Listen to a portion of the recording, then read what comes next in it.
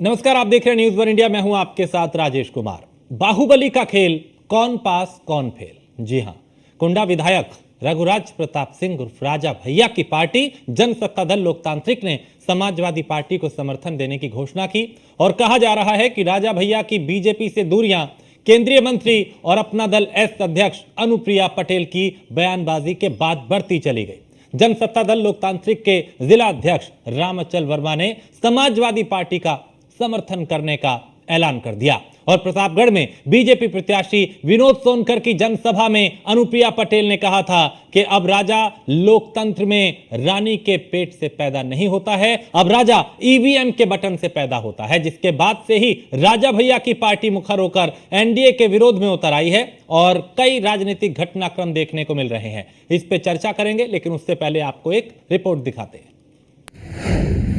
राजा भैया से किनारा, इंडी गठबंधन है निशाना, बाहुबली से पंगा, चुनाव किसका चंगा। पूर्वांचल के बाहुबली और जनसत्ता दल लोकतांत्रिक के नेता रघुराज प्रताप सिंह उर्फ राजा भैया ने इन दिनों लगातार सियासी पैतरों से सभी को चौंका दिया है और बीजेपी जो कि फ्रंट फुट पे चुनाव लड़ रही है उसको एक बाउंसर देकर डक करने पर मजबूर कर दिया। लेकिन बीजेपी का ऐसा बिल्कुल भी मानना नहीं है। यूपी के डिप्टी सीएम और बीजेपी के वरिष्ठ नेता केशव प्रसाद मौर्य ने कहा, हम राजा भैया के समर्थन से नहीं अपने बल पे चुनाव जीतेंगे, हम लोग अपने संगठन के बल पे चुनाव जीतेंगे। केशव प्रसाद मौर्य ने कहा कि हम अपने काम के दम पे जीतेंगे। हम लोग पहले चरण से लेकर के 5वें चरण तक एक तरफा विजय की ओर है। हम 300 पार कर चुके हैं और 7वें चरण तक हम 400 पार करेंगे और जनता का आशीर्वाद और समर्थन, विशेष तौर से पिछड़ों का, दलितों का, आदिवासियों का, गरीबों का, महिलाओं का आशीर्वाद मोदी जी के साथ है, भाजपा के साथ है, भाजपा गठबंधन। इसी विषय अंतर हो जाएगी, लेकिन सपा में भगदड़ नहीं बचेगी तो कहाँ मिलेगी, बचेगी। क्योंकि समाजवादी पार्टी में तो गुंडे, अपराधी, माफिया के सिवा कोई है ही नहीं। आजकल वह अपना ट्रेलर दिखा रहे हैं कि अभी तो हमारा चुनाव चल रहा है, चुनाव के बाद हम क्या हासिल करेंगे या उठाने की कोशिश कर रहे हैं। ये 2014 से ऐसे ही बयान देते कि हवाई दावे हैं। जो दावा किया, जो लक्ष्य रखा, उसे जनता के आशीर्वाद से भाजपा गठबंधन ने उस पर सफलता अर्जित की है। बता दें कि कुंडा के विधायक रघुराज प्रताप सिंह उर्फ राजा भैया के खिलाफ अनुप्रिया पटेल के बयान के बाद पूर्वांचल में क्षत्रिय वोटर्स नाराज हैं। इसका असर यहां की करीब 5 सीटों के नतीजों पे दिखाई दे सकता है। राजा भैया के समर्थक अनुप्रिया पटेल के विरोध में मिर्जापुर और आसपास की सीटों पे प्रचार कर रहे हैं। चर्चा ये भी है कि राजा भैया भी चुनाव के एक दिन पहले मिर्जापुर जाकर बैठक कर सकते हैं। ऐसे में अनुप्रिया पटेल के बयान का साइड इफेक्ट बीजेपी पे भी हो सकता है। बता दें कि पूर्वांचल की 5 सीटों पर राजा भैया का प्रभाव है। इसमें प्रतापगढ़, मछली शहर, मिर्जापुर, जौनपुर और घोसी शामिल है, जिसका फायदा इस बार इंडी गठबंधन को हो सकता है, जिसे लेकर समाजवादी पार्टी के अध्यक्ष ने कमर कस ली है। इस कड़ी में उन्होंने प्रतापगढ़ में एक बड़ी रैली को संबोधित किया। इस रैली को सफल बनाने के लिए कुंडा से विधायक राजा भैया की पार्टी जनसत्ता दल लोकतांत्रिक के कार्यकर्ता भी जुटे थे। अखिलेश की रैली में हजारों की संख्या में जनसत्ता दल के कार्यकर्ता झंडे, बैनर लेकर पहुंचे। इसे लेकर अखिलेश यादव ने मंच से राजा भैया का नाम लिए बिना कहा कि जो नाराज थे अब तो उनका भी समर्थन मिल रहा है। आपको चारों तरफ से समर्थन मिल रहा है कि नहीं मिल रहा है? बताओ, कांग्रेस का समर्थन मिल गया कि नहीं मिल गया? अपनी आप पार्टी का समर्थन है कि नहीं है?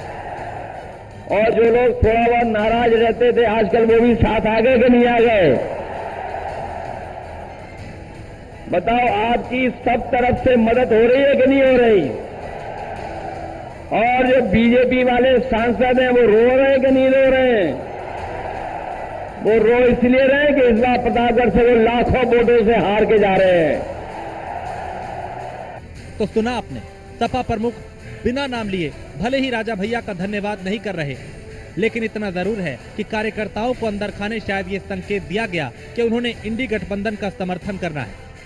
लेकिन राजनीति में ऐसे मौके कई बार देखने को मिलते हैं, लेकिन अब ये तो वक्त और चुनाव के बाद विश्लेषण ही बताएगा कि किसको इससे फायदा और किसको नुकसान हुआ। Bureau report, news one India.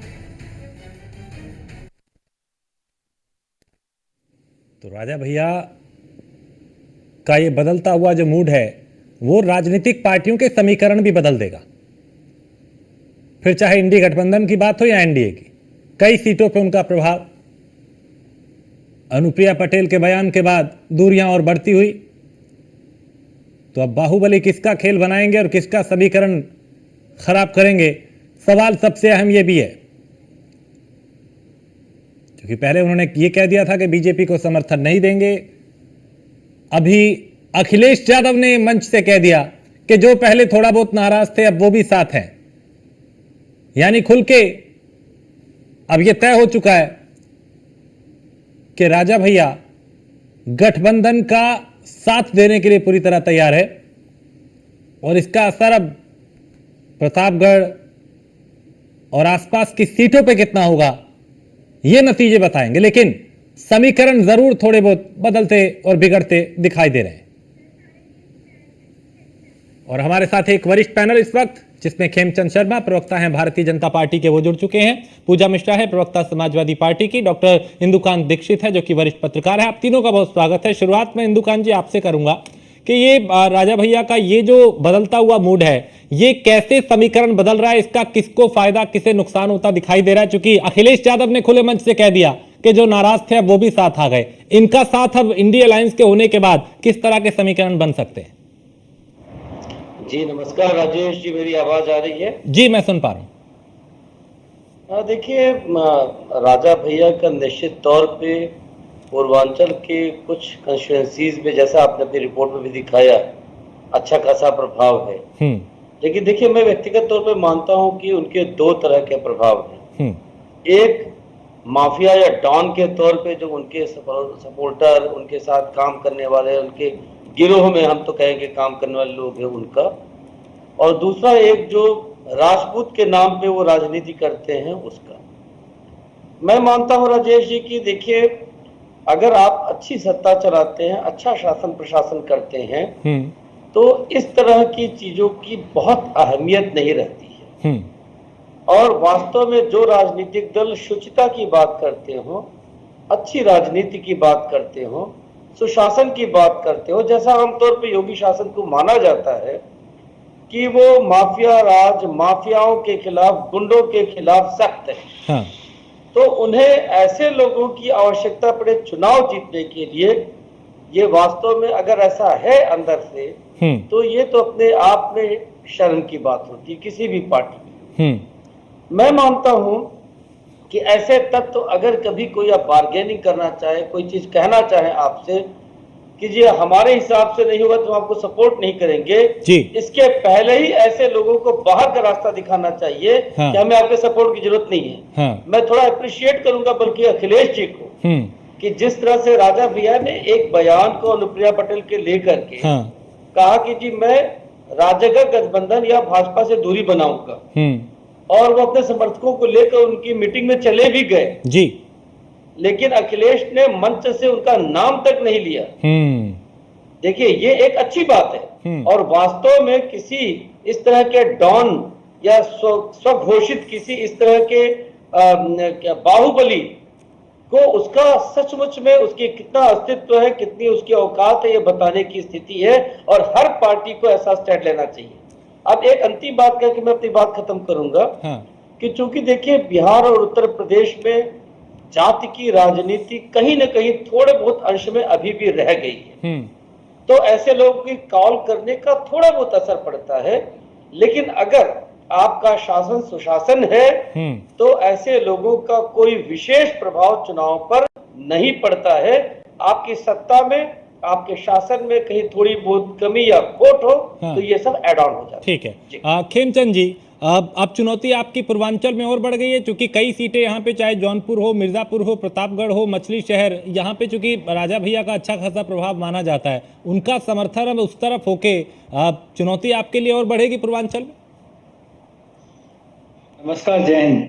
देखिए, पहले से इंडी गठबंधन में इतने सारे लोग हैं, अगर कोई और व्यक्ति उनके साथ जाता है तो उससे बहुत ज्यादा फर्क नहीं पड़ता, क्योंकि आदरणीय प्राइम मिनिस्टर मोदी जो योगी जी का जो काम है, उसकी जो सेवा कार्य है, वो हर व्यक्ति तक पहुंच रहे हैं, हर गांव तक पहुंच रहे हैं, हर जाति तक पहुंच रहे हैं, समाज तक पहुंच रहे हैं, और सब लोग देख रहे हैं आदरणीय प्राइम मिनिस्टर योगी मोदी जी और योगी जी दोनों ने मिलकर सिर्फ और सिर्फ उत्तर प्रदेश और देश का सोचा है, और वो किसी को मतलब ऐसा नहीं कि भाई ये हमारे लिए प्रायोरिटी पे, ये हमारे लिए लो प्रायोरिटी पे, ऐसा नहीं किया है। किसी की अपनी पर्सनल मजबूरी हो सकती है, अपनी उनकी कोई साइड हो सकती है, थिंकिंग हो सकती है, कुछ भी हो सकता है, मैं किसी का नाम नहीं लूंगा, लेकिन भारतीय जनता पार्टी अपने कार्यकर्ता के बीच पे, भारतीय जनता पार्टी जो आदरणीय प्राइम मिनिस्टर मोदी जी के सिंपैथाइजर हैं, आप नाम जुटाने नहीं वाले लेंगे, हैं, लेकिन उनके यहाँ तो आधार पर सब कुछ चुनाव खुल लड़ेंगे। के है। वो तो अनुप्रिया पटेल की बयानबाजी के बाद चीजें खुल के आ गई। अभी अखिलेश मंच से नाम वो भी नहीं ले रहे हैं, लेकिन सब कार्यकर्ताओं को पता है, वहां के लोगों को पता है कि किसको लेके बात हो रही है। देखिए मैं क्या कह रहा हूँ राजेश जी, इवन दूसरी पार्टियों के भी कार्यकर्ता और सिंपैथाइजर जब जब लोकसभा का चुनाव होता है वो आदरणीय प्राइम मिनिस्टर मोदी जी के साथ खड़े हैं, क्योंकि उनको पता है दूसरी तरफ अल्टरनेटिव क्या है। ये कोई विधानसभा का चुनाव नहीं, ये कोई जिला परिषद का चुनाव नहीं, ये कोई बीटीसी का चुनाव नहीं, ये कोई प्रधान का चुनाव नहीं कि जहाँ पे लोकलाइज आपको प्रभुत्व चाहिए। यहाँ पे देश को चलाने की बात है, यहाँ पे देश को आगे ले जाने की बात, तो सब जानते हैं आज देश को कोई लेके जा सकता है आगे तो आदरणीय प्राइम मिनिस्टर मोदी जी हैं। हमारी अभी देखिए शेयर मार्केट ने $5 ट्रिलियन का जो लक्ष्य है वो प्राप्त कर लिया। अभी हमारे देश की हर जगह जो इकोनॉमी है, पूरे विश्व की जितनी भी संस्थाएं कह रही है कि हमारा बेस्ट स्पॉट है, उस पे अलग से बात करेंगे, लेकिन अभी जो नेताओं के इधर उधर जाने से समीकरण बन रहे हैं उसको थोड़ा सा समझ लेते हैं। पूजा मिश्रा जी, क्या अखिलेश यादव ये खुले मंच से कहते हैं कि जो पहले भाई सबका साथ मिल रहा है, सब आपके साथ हैं, जो पहले थोड़े नाराज थे वो भी साथ आ गए। क्या राजा भैया से खुल के अब बात हो रही है, खुल के समर्थन मिल गया? चूंकि संकेत और संदेश तो अखिलेश सीधा यही दे रहे हैं, और अगर वो साथ आते हैं तो आपको क्या उम्मीद इन जो पूर्वांचल की इन सीटों पे नतीजों को लेकर? देखिए राजेश जी, आपको नमस्कार और साथी प्रवक्ता को मेरा नमस्कार। और मैं सुन रही थी भाजपा प्रवक्ता को, तो ये तो वही बात हो गई, आपने कहानी सुनी होगी ना, अंगूर खट्टे हैं। जब लोमड़ी को अंगूर मिलती नहीं है तो कहते हैं अंगूर खट्टे हैं। तो माननीय जो राष्ट्रीय अध्यक्ष जी ने बोला कि हाँ, जो नाराज थे वो भी साथ में आ गए हुए हैं, और जो भी हमारे साथ संविधान की लड़ाई में साथ आएगा तो राजेश जी हम उसका स्वागत करते हैं। और अगर राजा भैया संविधान की लड़ाई में हमारे साथ में आ रहे हैं तो हम उनका भी स्वागत करते हैं। और आप ये जानते हैं कि जो जनता है वो चुनाव करने जा रही है, वोट करने के लिए जा रही है अपने मुद्दों पर। जो है भाजपा के प्रवक्ता कह तो रहे थे कि माननीय प्रधानमंत्री देश का चुनाव है, बहुत सही कह रहे थे कि देश का चुनाव है और जो है विधानसभा का चुनाव नहीं है, बीडीसी का चुनाव नहीं है, इसीलिए जनता देश हित के मुद्दों पे वोट करेगी, रोजगार के मुद्दों पे वोट करेगी, देश हित में क्या महिलाओं के मुद्दों पे वोट करेगी, किसान के मुद्दे पर वोट करेगी। वो उन मुद्दों पर वोट नहीं करेगी जिससे देश का तरक्की का कोई सरोकार नहीं है।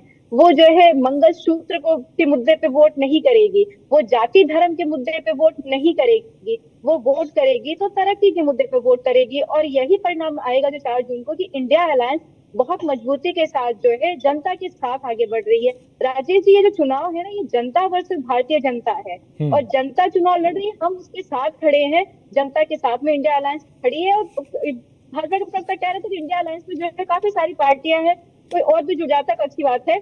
अच्छी बात है, आपके पास कितनी पार्टियां हैं? 47 हैं, हो सकता है और बढ़ी हो या एक आध दो घटी हो। हमारे साथ जो 29 है, और इतने आप कह रहे हैं कि हमारे साथ में ज्यादा, भाई आप बड़ी पार्टी है तो आपने और सबको तोड़ा है, मरोड़ा है, अपने आप पास किया है, किसी को जिस तरीके से भी लिया होगा, ये जानते होते कि किसी कई लोगों की क्या क्या मजबूरी होती है, क्या कैसे मजबूर किया होगा। और अगर जिनके पास ईडी भेजते हैं वो उनकी पार्टी में अगर नहीं आए तो फिर वो जेल जाएंगे, और अगर उनकी पार्टी में आ गए तो वॉश आउट हो जाएंगे कि हाँ क्लीन हो गए हैं। तो देखिए राजेश जी, जो चुनाव है वो जनता देने जा रही है अपने मुद्दों पे। वो ऐसा नहीं है कि ये जो 5वें चरण का 6वें चरण का चुनाव होने जा रहा है उसमें ही जो इंडिया अलायंस आगे बढ़ेगी। इंडिया अलायंस खेमचंद जी रिस्पॉन्ड कर दीजिए, फिर मैं आगे थी। हाँ ठीक है, खेमचंद सर पहले चरण के चुनाव से आगे थी जी। देखिए हमारी छोटी बहन है और अच्छा बोलती है, लेकिन वो एक गलत पार्टी में है और गलत प्रोडक्ट को डिफेंड करने की कोशिश कर रही है, क्योंकि आज जनता जानती है कि उनको 2 पक्षों में से चुनना। एक पक्ष जो अपीजमेंट की पॉलिटिक्स करता है, आज पश्चिम बंगाल में हाईकोर्ट ने निर्णय दिया और बता दिया है कि किस तरीके से ओबीसी का हकाने का काम ममता जी ने किया था। वैसे ही कांग्रेस ने कर्नाटक में किया, डीएमके तमिलनाडु में कर रही है, अगर मौका मिला तो समाजवादी पार्टी वैसा ही उत्तर प्रदेश में करेगी, आरजेडी बिहार में करने को तैयार है। लालू जी कह रहे हैं कि मुसलमानों को आरक्षण मिलना चाहिए, तो ना ये ओबीसी के सगे, ना एसटी के सगे, ना एससी के सगे, और ना ही ये जनरल के सगे हैं। जनरल में भी गरीबों का हक देने का काम किसने किया? आदरणीय प्राइम मिनिस्टर मोदी जी ने किया। महिलाओं को रिजर्वेशन देने का काम किसने किया? आदरणीय प्राइम मिनिस्टर मोदी जी ने किया। इसलिए हम कहते हैं किसान, युवा, महिला, इवन महिलाओं में माइनॉरिटी की भी महिलाएं, सारी की सारी महिलाएं आदरणीय प्राइम मिनिस्टर मोदी जी के साथ खड़ी हैं। और सब चाहते हैं कि एक मजबूत प्रधानमंत्री बने, मजबूत सरकार बने, और जब लोकल चुनाव होगा तब देखेंगे। लेकिन आज मोदी जी की बात है, हाँ। और मोदी जी के लिए across the party, across the आप कह सकते हैं कास्ट और अक्रॉस दी रिलीजन ठीक। लोग खड़े हुए हैं, ठीक है। और आदरणीय प्राइम मिनिस्टर मोदी जी को 80 की 80 सीट उत्तर प्रदेश से जिता के ठीक है भेजने वाले हैं। इंदुकांत जी, क्योंकि देखिए लोकसभा का चुनाव है और एक एक सीट मायने रखती है। एक सीट पूरा समीकरण बदल भी सकती है, बिगाड़ भी सकती है, बना भी सकती है। अब जब राजा भैया के इंडी अलायंस के साथ जाने के ये संकेत हैं, तो आपको नहीं लगता कि इसका असर तो होगा कहीं ना कहीं, भले ही 2-3 सीटों पे हो, 5 सीटों पे हो या एक पे ही हो? क्योंकि ऐसा नहीं है कि आप उनको नकार देंगे कि नहीं इनका तो बिल्कुल प्रभाव नहीं है, या इनके समर्थक नहीं है, या इनके कार्यकर्ता नहीं है, या उनकी पार्टी को पसंद करने वाले लोग नहीं है, तो प्रभावित तो वो भी करेंगे जनता को। बिल्कुल राजेश जी, आपने दुरुस्त फरमाया। एक व्यक्ति भी अगर आपके साथ था और आपसे नाराज होता है, चुनाव के ऐन मौके पर आपसे अलग होता है, तो उसका असर जाहिर सी बात है कि चुनाव पे पड़ेगा। और राजा भैया का अपने इलाके में व्यापक प्रभाव है। जैसे मुख्तार अंसारी कौन सी ऐसी दरिया दिली की गंगा बहाते थे मऊ में और गाजीपुर में, हाँ। लेकिन आज कुछ लोग उनको वहां पे शहीद भी कह रहे हैं। तो उनका अपना एक वोट बैंक होता है ऐसे लोगों का। हाँ, मैं एक बात से सिर्फ पूजा मिश्रा इससे सहमत नहीं हूं कि जाति के नाम पे, धर्म के नाम पे, देखिए जाति और धर्म का जितना नाम भाजपा के विरोधी दलों ने लिया है, उतना नाम शायद भाजपा और उनके सहयोगियों ने नहीं लिया। हाँ, मैं मानता हूं कि every action has its opposite and equal reaction. तो जब जाति के नाम पर कि ये लोग आरक्षण बदल देंगे, मुलायम सिंह, ये लालू जी ने कह दिया कि हाँ जी मुसलमानों को धर्म के आधार पर मिलना चाहिए आरक्षण, जो भी कह रहे थे खेमचंद जी, तो अब उसके रिएक्शन में उन बातों का लाभ उठाने के लिए राजनीतिक तौर पे, हाँ। और ये तस्वीर साफ करने के लिए अगर बीजेपी और उनके सहयोगी दल कहते हैं तो जाति और धर्म की राजनीति नहीं कर रहे हैं इंडिया के लोग, हाँ। ऐसा कहना बेमानी है। हाँ। पूजा जी, देखिए राजेश जी, मैंने जो है दोनों वक्ताओं की बात सुनी। भाजपा के प्रवक्ता की वजह से कि जो है मैं अच्छा बोलती हूँ और मैं अच्छी इंसान हूँ और गलत पार्टी हूँ। जब मैं अच्छी हूँ तो मेरी पार्टी कैसे गलत हो सकती है? मेरी पार्टी भी अच्छी है, तभी मैं इस पार्टी में हूँ। अब दूसरी बात पे आ जाते हैं कि जैसे कि जो राजनीतिक विश्लेषक है कह रहे थे कि हमने जाति धर्म की बात की, तो अगर राजेश जी आप देखेंगे पहले से मंच पे किसने जाति की बात की, धर्म की बात पहले किस मंच से आई? माननीय प्रधानमंत्री जी ने मंचों से बोला, हमने नहीं बोला था। हमने राम मंदिर जी की भी चर्चा नहीं की थी, हमने किसी की भी धर्म के नाम से वोट नहीं माना। और इनने एक गलत कोटेशन किया हुआ है। एक गलत कोटेशन ये किया कि पहली बात तो लालू जी ने जो उनसे एक मीडिया ने सवाल पूछा था तीसरे चरण के चुनाव के बाद में या फिर चौथे चरण का चुनाव था, उस वक्त जब वो वोटिंग करके आ रहे थे तो मीडिया वालों ने पूछा क्या मुस्लिम को आरक्षण मिलना चाहिए? उन्होंने बोला हाँ। अगर यही सवाल उनसे पूछा जाता कि क्या हिंदू को आरक्षण मिलना चाहिए, राजेश जी आप भी एग्री करेंगे, हम भी एग्री करेंगे, चाहे हिंदू हो चाहे मुस्लिम हो, कोई भी हो, अगर वो जो है संविधान के अंदर आता है उसको आरक्षण मिलना चाहिए। अगर वो आर्टिकल जो 15-16 है उसके अंदर आता है कि पूजा जी, एसटी हसन ने आज फिर कहा, एक बार एसटी हसन ने भी कहा कि हमारी सरकार बनी तो मुसलमानों को आरक्षण देंगे, हम संविधान में संशोधन करेंगे। उन्होंने आज फिर ये बयान दिया। राष्ट्रीय अध्यक्ष जी ने नहीं कहा, हमारे राष्ट्रीय अध्यक्ष जी ने नहीं कहा, नहीं एसटी हसन ने कहा है, एसटी हसन ने आज कहा है। बात नहीं कर रहे हम राजेश जी, जब राष्ट्रीय अध्यक्ष जी ने नहीं कहा, राष्ट्रीय अध्यक्ष जी की बात मानी जाएगी, किसी और की बात मानी जाएगी। हम संविधान के साथ चलने वाले लोग हैं और संविधान लेकिन देखिए वो भी समाजवादी पार्टी के सांसद है ना, वरिष्ठ नेता हैं। खेमचंद जी आप कुछ कह रहे हैं? जी बिल्कुल बिल्कुल राजेश जी। मैं पूजा जी से पूछना चाहता हूं कि आपके राष्ट्रीय अध्यक्ष ने नहीं कहा तो क्या आप लालू प्रसाद यादव जी का विरोध करेंगे? हमारा संविधान तो ये कहता है कि धर्म के आधार पर आरक्षण नहीं होना चाहिए। पूजा जी धर्म के आधार पर नहीं मिलना, उन्होंने बोला कि मुसलमानों को आरक्षण मिलना, पूरा आरक्षण मिलना चाहिए। क्या लिखा हुआ है संविधान मैं आपको बता रहा हूँ, चलिए ठीक है। अभी नेक्स्ट क्वेश्चन पे आता हूँ, नेक्स्ट सवाल पे आता हूँ। लालू जी पे आप जवाब नहीं देना चाहते, कोई बात नहीं। तो इसका मतलब आप कांग्रेस का विरोध करना चाहते हैं। उन्होंने कर्नाटक में बिना किसी सर्वे के ओबीसी में सभी मुसलमानों को डाल दिया। क्या आप टीएमसी का विरोध करना चाहते हैं जिन्होंने गलत तरीके से बिना किसी सर्वे के उन्होंने मुसलमानों को सर्टिफिकेट बांटे, इवन बांग्लादेशी और रोहिंग्या को उन्होंने सर्टिफिकेट बांटे। अभी वापस मुद्दे पे आते हैं। नहीं अभी आरक्षण पे फिर देखिए फिर हम मुद्दे से डिटेल हो जाएंगे, क्योंकि आप खुद यही चाहते हैं आप खुद भी धर्म के आधार पर आरक्षण देना चाहते हैं, देश को तोड़ना चाहते हैं, समाज को तोड़ना चाहते हैं। बाबा साहब भीमराव अम्बेडकर का जो संविधान है उसको आप बेइज्जत करना चाहते हैं, हटाना चाहते ठीक हैं, ठीक तोड़ना ठीक, चाहते फिर से हैं। वापस मुद्दे पे। आपके नहीं मन में नहीं, ही राजा है, भैया का आपके मन समर्थन, में अखिलेश यादव का बयान, बाबा साहब और भीमराव ये जो अम्बेडकर पूर्वांचल की सियासत है उस पर बात करेंगे। इंदुकान जी, आप कुछ कह रहे हैं, मैं आप दोनों के 1 मिनट रोक रहा हूँ। इंदुकान जी, देखिए, मैं सिर्फ एक बात कहना चाहता हूं कि सचमुच उन्होंने कहा, ठीक कहा कि बहुत अच्छी बात कह रही है पूजा जी, लेकिन एक सिर्फ देखिए, उन्होंने कहा कि हमने राम मंदिर की बात नहीं की, लेकिन राम मंदिर की बात क्या बाकी लोगों ने उनकी पार्टी में नहीं किया? और एक और बड़ी बात कहा पूजा जी ने कि हमारे राष्ट्रीय अध्यक्ष जी ने कभी नहीं कहा मुस्लिम आरक्षण की बात कोई ओपनली। तो अगर एसटी हसन और बाकी लोग कहते हैं तो ये बेकार की बात है, उसका मौका नहीं देना चाहिए। तो ठीक यही बात पूजा जी क्या बताएंगी कि जब पूजा जी सिर्फ सुन लीजिए, पूजा जी अपनी बारी में कहिएगा, सिर्फ एक बात देखिए, खुले मनों से कहते हैं कि हमारी पूजा जी सिर्फ एक बात सुन लीजिए, फिर अपनी बारी में कहिएगा कि मेरी बात सुन लीजिए। प्रत्याशी भी नहीं है एच.ए. हसन जी, उन्होंने जो कही, उनकी जो बात देखिए, थी अपनी उनके की राय है, उन्होंने पूजा जी देखिए, बातचीत का या डिस्कशन का एक तरीका होता है, मैं अपनी बात रख लूं तब कहें। हाँ प्लीज जल्दी सिमिलरली से। देखिए राजेश जी, हाँ। सिमिलरली जब संविधान बदलने की बात हुई थी भाजपा की तरफ से, तो किसने कहा था? बातों बातों में अरुण गोविल ने कहा था, बातों बातों में कर्नाटक के हेगड़े जी ने कहा था, उनका टिकट कट गया। बातों बातों में राजस्थान के एक सांसद के चुनाव लड़ रहे व्यक्ति ने कहा था। उनके आधार पर विपक्ष ने क्या खड़ा किया मुद्दा कि ये तो 400 पार चाहते हैं संविधान बदलने के लिए। क्या प्रधानमंत्री ने कभी कही थी ये बात? तो वहां पे ये मानते हैं कि ये प्रधानमंत्री और बीजेपी की बात है, और यहाँ पे कहते हैं ये एसटी हसन की बात है, इनके राष्ट्रीय अध्यक्ष की बात नहीं है। तो ये दो तरह की बात कैसे चलेगी राजनीति? ठीक ठीक, लेकिन पूर्वांचल की सियासत पे राजा भैया के अपना ये जो समर्थन उधर से इधर शिफ्ट कर रहे हैं वो ये कितना असर डालेगा, ये जरूर नतीजे बताएंगे। फिलहाल वक्त इतना ही था। बहुत शुक्रिया पूजा जी, खेमचंद जी और इंदुकान जी, आप तीनों का बहुत शुक्रिया इस चर्चा में शामिल होने के लिए। क्योंकि सियासत में हर तरीके की तिकड़मबाजी की जाती है, हर तरह के समीकरण बैठाए जाते हैं। अब राजा भैया की बीजेपी से नाराजगी, एनडीए से नाराजगी इंडिया अलायंस को कितना फायदा पहुंचाएगी, ये 4 जून को पता चलेगा। एक ब्रेक के लिए रुकेंगे, फौरन हाजिर होंगे।